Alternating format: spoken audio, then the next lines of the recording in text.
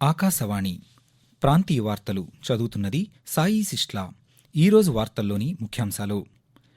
కేంద్ర ప్రభుత్వం 9 ప్రాధాన్య అంశాల ఆధారంగా బడ్జెట్ను ప్రవేశపెట్టిందని కేంద్ర ఆర్థిక శాఖ మంత్రి నిర్మలా సీతారామన్ తెలిపారు. దేశ ఆర్థికాభివృద్ధికి కేంద్రం ప్రవేశపెట్టిన బడ్జెట్ దోహదం చేస్తుందని ప్రధానమంత్రి నరేంద్ర మోదీ ఉద్ఘాటించారు. బడ్జెట్లో కొత్త పన్ను విధానంలో కొన్ని మార్పులు చేసినట్లు కేంద్ర ఆర్థిక మంత్రి నిర్మలా సీతారామన్ తెలిపారు. బడ్జెట్లో రాష్ట్ర రాజధాని అమరావతి అభివృద్ధికి 15,000 కోట్ల రూపాయల ఆర్థిక సాయం ఇవ్వనున్నట్లు ఆర్థిక మంత్రి నిర్మలా సీతారామన్ వెల్లడించారు. శాసనసభ సమావేశాల్లో భాగంగా ఈరోజు గవర్నర్ ప్రసంగంపై ధన్యవాద తీర్మానాన్ని ప్రవేశపెట్టారు. రాష్ట్రంలో వచ్చే ఏడాది నుండి ప్రభుత్వం అత్యుత్తమ విద్యా విధానాన్ని ప్రవేశపెడుతుందని రాష్ట్ర విద్యాశాఖ మంత్రి నారా లోకేష్ తెలిపారు. వార్తల వివరాలు. కేంద్ర ప్రభుత్వం 9 ప్రాధాన్య అంశాల ఆధారంగా బడ్జెట్ను ప్రవేశపెట్టినట్లు కేంద్ర ఆర్థిక శాఖ మంత్రి నిర్మలా సీతారామన్ తెలిపారు. పార్లమెంట్ సమావేశాల్లో భాగంగా ఈరోజు లోక్సభలో 2024-25 ఆర్థిక సంవత్సరం బడ్జెట్ను వరుసగా 7వసారి మంత్రి ప్రవేశపెట్టారు. ఈ సందర్భంగా ఆమె మాట్లాడుతూ ఆర్థిక వ్యవస్థలో అవకాశాలను సృష్టించడమే లక్ష్యంగా వ్యవసాయ రంగంలో ఉత్పాదకత, ఉద్యోగ కల్పన, నైపుణ్యాభివృద్ధి, సామాజిక న్యాయం, పట్టణాభివృద్ధి, ఇంధన భద్రత, మౌలిక రంగం, పరిశోధన ఆవిష్కరణలు, తయారీ సేవలు, తర్వాత తరం సంస్కరణలు ఈ 9 అంశాలను ప్రాధాన్యంగా తీసుకున్నట్లు తెలిపారు. వచ్చే 2 ఏళ్లలో 1 కోటి మంది రైతులను ప్రకృతి వ్యవసాయం దిశగా ప్రోత్సహించనున్నట్లు తెలిపారు. దేశ ఆర్థికాభివృద్ధికి కేంద్రం ప్రవేశపెట్టిన బడ్జెట్ దోహదం చేస్తుందని ప్రధానమంత్రి నరేంద్ర మోదీ ఉద్ఘాటించారు. లోక్సభలో ఆర్థిక మంత్రి నిర్మలా సీతారామన్ ప్రవేశపెట్టిన బడ్జెట్పై ప్రధానమంత్రి మాట్లాడుతూ బడ్జెట్లో నైపుణ్యాభివృద్ధికి ప్రాధాన్యత ఇచ్చామన్నారు. మహిళల ఆర్థిక స్వావలంబనకు, మౌలిక తయారీ రంగాలను బలోపేతం చేసే విధంగా బడ్జెట్లో స్థానం కల్పించామని పేర్కొంటూ गरीबों के लिए 3 करोड़ नए घर बनाना तय हुआ है. जनजातीय उन्नत ग्राम अभियान सेक्चुरेशन अप्रोच के साथ 5 करोड़ आदिवासी परिवारों को मूलभूत सुविधाओं से जोड़ा जाएगा.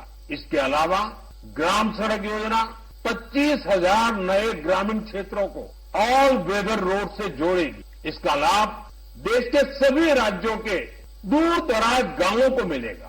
आज का बजट नए अवसर, नई ऊर्जा लेकर आया है. కొత్త పన్ను విధానంలో కొన్ని మార్పులు చేసినట్లు కేంద్ర ఆర్థిక మంత్రి నిర్మలా సీతారామన్ తెలిపారు. బడ్జెట్ ప్రసంగంలో పన్ను స్లాబుల గురించి మంత్రి తెలుపుతూ పాత పన్ను విధానంలో మాత్రం ఎలాంటి మార్పులు చేయలేదని తెలిపారు. 3 లక్షల లోపు ఎటువంటి పన్ను ఉండదని తెలిపారు. 3 నుండి 7 లక్షల వరకు 5% పన్ను, 7 నుండి 10 లక్షల వరకు 10%, 10 నుండి 12 లక్షల వరకు 15%, 12 నుండి 15 లక్షల వరకు 20%, 15 లక్షల పైన 30% పన్ను ఉంటుందని తెలిపారు. అలాగే ప్రస్తుత ప్రామాణిక తగ్గింపు స్టాండర్డ్ డిడక్షన్ 50,000 రూపాయలుగా ఉండగా ఆ మొత్తాన్ని 75,000 రూపాయలకు పెంచుతున్నట్లు ప్రకటించారు. తద్వారా 17,500 రూపాయల వరకు పన్ను ఆదా చేసుకోవచ్చని మంత్రి పేర్కొన్నారు. కేంద్ర బడ్జెట్లో రాష్ట్ర రాజధాని అమరావతి అభివృద్ధికి 15,000 కోట్ల రూపాయల ఆర్థిక సాయం ఇవ్వనున్నట్లు ఆర్థిక మంత్రి నిర్మలా సీతారామన్ వెల్లడించారు. బడ్జెట్లో ఆంధ్రప్రదేశ్కు ప్రత్యేక ఆర్థిక సాయంపై మంత్రి మాట్లాడుతూ విభజన చట్టానికి అనుగుణంగా అవసరాన్ని బట్టి భవిష్యత్తులో మరిన్ని అదనపు నిధులు కేటాయిస్తామని చెప్పారు. పారిశ్రామికాభివృద్ధికి ప్రత్యేక సహకారం అందిస్తామన్నారు. ఆంధ్రప్రదేశ్ రైతులకు పోలవరం జీవనాడి అని, పోలవరం నిర్మాణం సత్వరం జరిగేలా సంపూర్ణ సాయం అందిస్తామని తెలిపారు. రాష్ట్రంలో వెనుకబడిన ప్రాంతాలకు ప్రత్యేక ప్యాకేజీ ఇవ్వనున్నట్లు మంత్రి పేర్కొంటూ Our government has made concerted efforts to fulfill the commitments in Andhra Pradesh Reorganization Act. Recognizing the state's need for a capital, we will facilitate special financial support through multilateral development agencies. In the current financial year, 15,000 crore rupees will be arranged with additional amounts in future years. Andhra Pradesh Reorganization Act for promoting industrial development. Funds will be provided for essential infrastructure such as water, power, railways and roads on the Visakhapatnam-Chennai industrial corridor.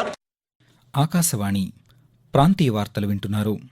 రాష్ట్ర శాసనసభ సమావేశాలు 2వ రోజు కొనసాగుతున్నాయి. ఇందులో భాగంగా రాష్ట్ర ప్రభుత్వం 2 బిల్లులను ప్రవేశపెట్టింది.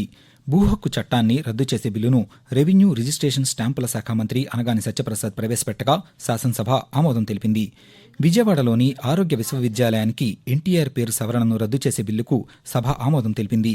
అనంతరం గవర్నర్ ప్రసంగంపై ధన్యవాద తీర్మానాన్ని రాయదుర్గం శాసనసభ్యులు కాలవ శ్రీనివాసులు ప్రవేశపెట్టారు. దీనిపై పలువురు సభ్యులు ప్రసంగిస్తున్నారు.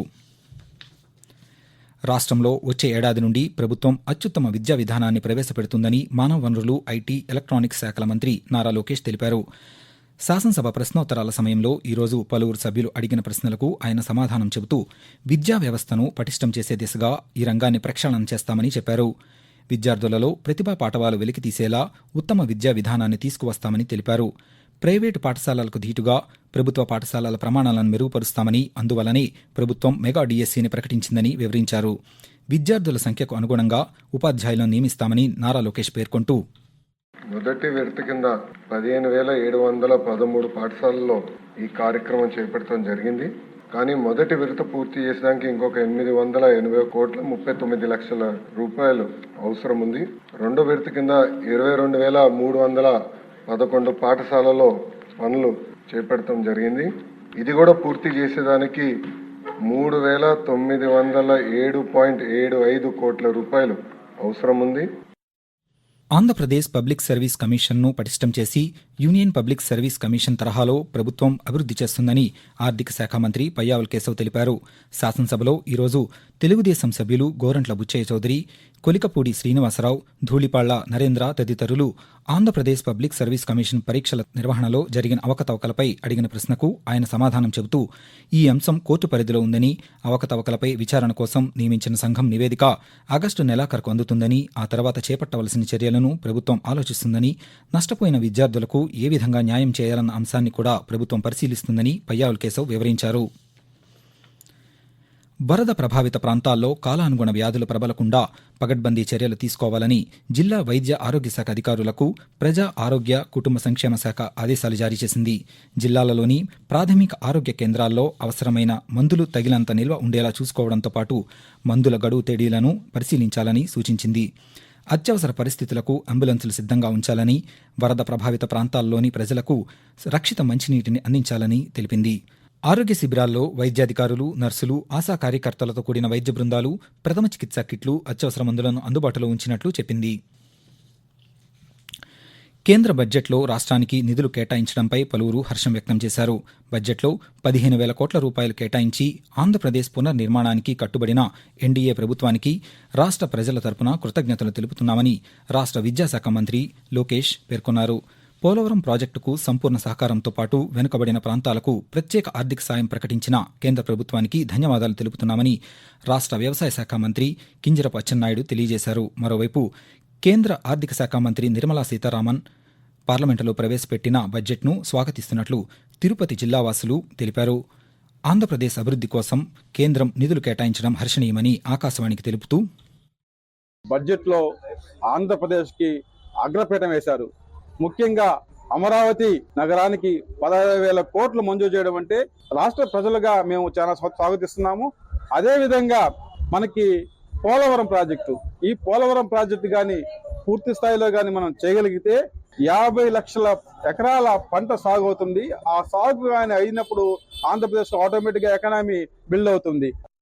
రాజధాని అమరావతి పరిధిలోని గ్రామాల్లో జాతీయ పట్టణ వ్యవహారాల సంస్థ ఆధ్వర్యంలో చేపట్టిన ప్రత్యేక ప్రాజెక్టు పనులను వచ్చే నెలాఖరులోగా పూర్తి చేయాలని పురపాలక పట్టణాభివృద్ధి శాఖ మంత్రి నారాయణ ఆదేశించారు. రాజధాని ప్రాంతంలో మంగళగిరి, తాడికొండ నియోజకవర్గాల్లోని గ్రామాల్లో చేపట్టిన పనులపై అధికారులు, సంబంధిత గుత్తేదారులతో సమావేశమై పరిస్థితిని మంత్రి సమీక్షించారు.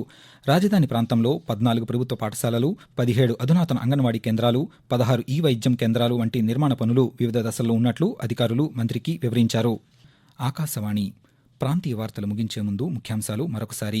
కేంద్ర ప్రభుత్వం 9 ప్రాధాన్య అంశాల ఆధారంగా బడ్జెట్ను ప్రవేశపెట్టిందని కేంద్ర ఆర్థిక శాఖ మంత్రి నిర్మలా సీతారామన్ తెలిపారు. దేశ ఆర్థికాభివృద్ధికి కేంద్రం ప్రవేశపెట్టిన బడ్జెట్ దోహదం చేస్తుందని ప్రధానమంత్రి నరేంద్ర మోదీ ఉద్ఘాటించారు. బడ్జెట్లో కొత్త పన్ను విధానంలో కొన్ని మార్పులు చేసినట్లు కేంద్ర ఆర్థిక మంత్రి నిర్మలా సీతారామన్ తెలిపారు. ఆకాశవాణి ప్రాంతీయ వార్తలు ఇంతటితో సమాప్తం.